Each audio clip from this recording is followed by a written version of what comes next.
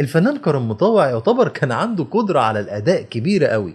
نفس الكلام ممكن يتقال على الفنان سهير المرشدي، ولكن حين تجتمع موهبة كرم مطاوع مع موهبة سهير المرشدي يكون الناتج هي حنان مطاوع. أحكي لك. اللي كنت كل ما احاول ابطله كنت بشوف حنية الدنيا في عينيك وانت بتقولي عشان خاطري عايزه خدي نفسي يبقى عندي عيل منك. حنان مطاوع من مواليد سنة 1979، وبعد ما تتخرج من معهد العالي للفنون المسرحية بتشارك في أول عمل فني ليها سنة 2001 وهو مسلسل حديث الصباح والمساء. حنان من أول ما ظهرت وبأدائها التمثيلي كانت بتأكد إنها اختصار لمعنى كلمة موهبة، فعشان كده ما تلاقيهاش بتشترك في أي عمل والسلام، وكأن الأعمال الكويسة كانت هي اللي بتستعين بيها. من مسلسل أميرة في عابدين لمسلسل نجمة الجماهير لمشاركتها نور الشريف في مسلسل رجل الأقدار، ولأن حجم الفنان الحقيقي جاي من حجم موهبته فتشارك حنان مطاوع أهم الفنانين في الأعمال التلفزيونية. ومن بعد نور الشريف بتشارك محمود عبد العزيز في مسلسل محمود المصري لحد ما بتيجي سنة 2005 وتشارك في مسلسل قلب الدنيا ساعتها، ويعتبر واحد من أهم المسلسلات في تاريخ الدراما التلفزيونية من وجهة نظري،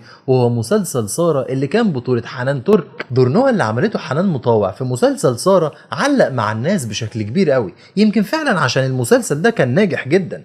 ولكن برضو حنان مطاوع في المسلسل كانت ند لطارق لطفي اللي كان يعتبر فيلن العمل أو الشرير بتاع المسلسل. انا بس حبيت ابين لك انا اقدر اعمل ايه، وعارفه واثقه ومتاكده ان ما قدامكيش غير حل واحد بس.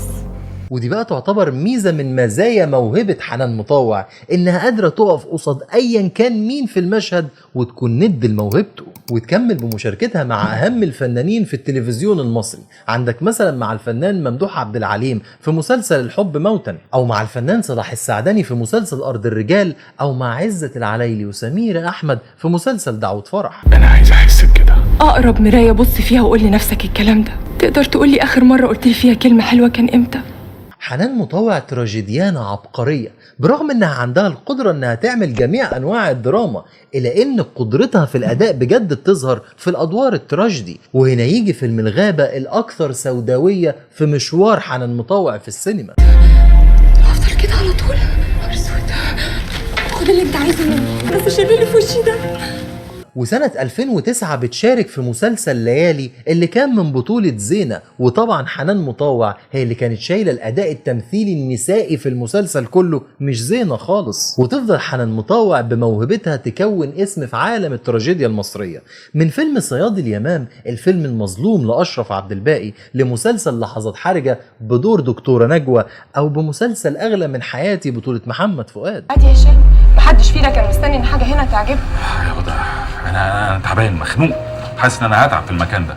من بعد بقى سنة 2011 بيبدأ يحصل هبوط واضح قوي للأفلام المصرية اللي بتنزل السينما، وللأسف بتعمل حنان مطاوع دور مثلا زي دور داليا اللي كان في فيلم حفلة منتصف الليل، أو تعمل دور صباح اللي كان في فيلم القشاش، فبتسيبها من السينما وترجع لبيتها الحقيقي في الفن وهي الدراما التلفزيونية. أحيانا السينما ممكن تدمر مواهب مهمة جدا وتقضي عليها، على عكس الدراما التلفزيونية اللي بتحتوي المواهب وبتحافظ عليها. فتروح حنان مطاوع وتشارك يحيى الفخراني في مسلسل دهشة. انت راجل واتجوزت علي وختمتني على قفاي وخدت خدامتي، مراتك تطلقها وتفضل خدامتي. وبعدها بتشارك في مسلسل ونوس سنة 2016، وبرغم عبقرية التمثيل والإخراج وعبقرية الأداء من كل اللي شاركوا، إلا إن حنان مطاوع كان ليه طابع خاص لوحده، وكأنها عاملة قصة جوه القصة ومسلسل جوه المسلسل بسبب تأثرها الشديد قوي بالشخصية اللي بتقدمها. لا انا قلبي مش هيستحمل كده، وهيتنكس تاني ولا ايه؟ أنا طبعا عالجته. وتتعافى حنان مطاوع من مرض الافلام الضعيفه اللي كانت بتعملها في السينما وترجع بقوه للدراما التلفزيونيه، فتلاقيها بتعمل مسلسل هذا المساء ومسلسل نصيبي واسمتك وطاقه نور وحلاوه الدنيا كلهم في سنه واحده. واصبح اي دور معقد لبنت بيتكتب في اي روايه بيجي في خيال الكاتب حنان مطاوع على طول انها هي اللي تعمل الدور، لانها قادره تعمله زي ما هو مكتوب بالظبط وتضيف عليه كمان. ايه شهد دي؟ مش فاهمه. الله يا عبد الله، انت عامله مصيبه ولا ايه؟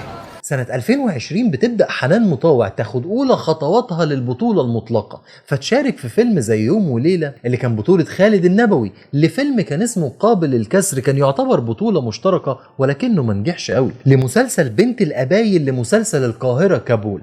حجم الأدوار مش بس بدأ يكبر بشكل كبير قوي مع حنان مطاوع، ده كمان بقى فيه اعتماد واضح وصريح على دورها في القصة. يعني هي ممكن ما تكونش بطل على البوستر، ولكن لو شلنا شخصيتها من القصة ما تكملش.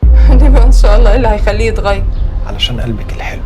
كداب، اللي بيحب عمره ما بيشك ولا بيكره.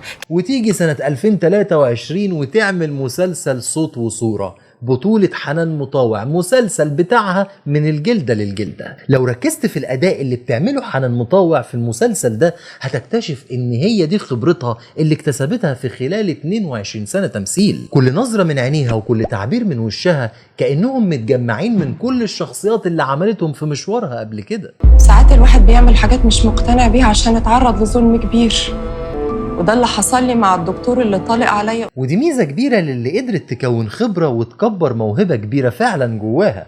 ولكن العيب بقى ان حنان مطاوع لازم تخرج شوية من شكل الادوار اللي ما بتعملش غيره تقريبا، تخرج منه شوية وهي بطلة لاعمال من بطولتها الخاصة. لان في كتير ممكن يفتكروا ان حنان مطاوع صاحبة الاداء الثابت او صاحبة الاداء اللي ما بيتغيرش عامة مهما كان ايه هو العمل، لانها كمان لما اشتركت مع النجم الكبير احمد السقا في مسلسل جولة اخيرة طلعت بنفس شكل الاداء اللي معروف عنها. بلاش عندي يا يحيى، انا اقدر امد الايجار وتروح انت تقعد معاها، لعلمك الحل ده مش سهل بالنسبه لي. مش هنعيده تاني. انا مش جاي. حنان مطاوع قدرت تنجح نجاح باهر في شكل الادوار التراجيدي اللي بتقدمها، وقدرت توصل للبطوله المطلقه بالموهبه مش بالشهره ولا بالمقاولات. ودلوقتي كل اللي ناقصها هو بس تنوع الادوار اللي بتعملها في اعمال من بطولتها، لانها ما تستحقش اقل من البطوله.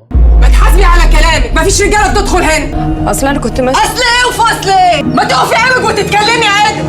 المهم انتوا قولوا رايكم في موهبه حنان مطاوع وفي الاعمال اللي عملتها، وايه اكتر دور بتحبوه لها كمان. مستني رايكم في التعليقات. اشوفكم الفيديو الجاي.